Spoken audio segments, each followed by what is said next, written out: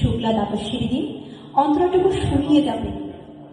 তারপর কত চন্দ্রভ্রূম অমাবস্যা চলে গেল, কিন্তু সেই বৈষ্ণবী আর এলো না। 25 বছর প্রতীক্ষায় আছে।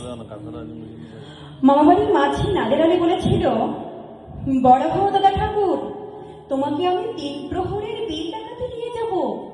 সেখানে পদ্ম ফুলের মাথায় সাপ আর ভ্রমর খেলা করে। নাদের আলী, আমি আর কত বড় হব? আমার মাথা এই ঘরের ছাদ ফুঁড়ে আকাশ স্পর্শ করলে তারপর তুমি আমায় 3 প্রহরের বিল দেখাবে? একটাও রয়্যাল গুলি কিনতে পারিনি কখনো। লাঠি লজেন্স দেখিয়ে দেখিয়ে চুষেছে লস্কর বাড়ির ছেলে। ভিখারির মতন চৌধুরীদের কেটে টাঙিয়ে দিয়েছি ভিতরে নামা সুচ্ছল।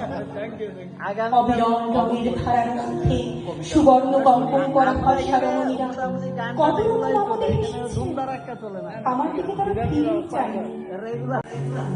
বাবা আমার কাঁধ ছুঁয়ে বলেছিলেন, দেখিস একদিন আমরাও। বাবা এখন অন্ধ, আমাদের দেখা হয়নি কিছুই। সেই রয়্যাল গুলি, সেই লাঠি লজেন্স, সেই রাস উৎসব আমায় কেউ ফিরিয়ে দেবে না। বুকের মধ্যে সুগন্ধি রুমাল রেখে বরুণা আমায় বলেছিল, যেদিন আমায় সত্যিকারে ভালোবাসবে সেদিন আমার বুকেও এরকম আদরের গন্ধ হবে। ভালোবাসার জন্য আমি হাতের মুঠোয় প্রাণ নিয়েছি। দুরন্ত শাড়ির চোখে বেঁধেছি লাল কাপড়। বিশ্ব সংসার তন্ন তন্ন করে খুঁজে এনেছি 108টা নীলপদ্ম। তবু কথা রাখেনি বরুণা। এখন তার বুকে শুধুই মাংসের গন্ধ। এখনো সে যে কোনো নারী।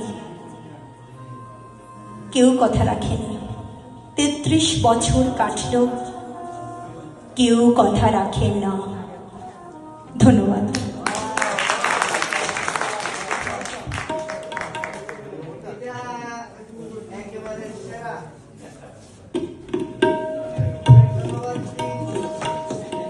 এবার আমরা যাব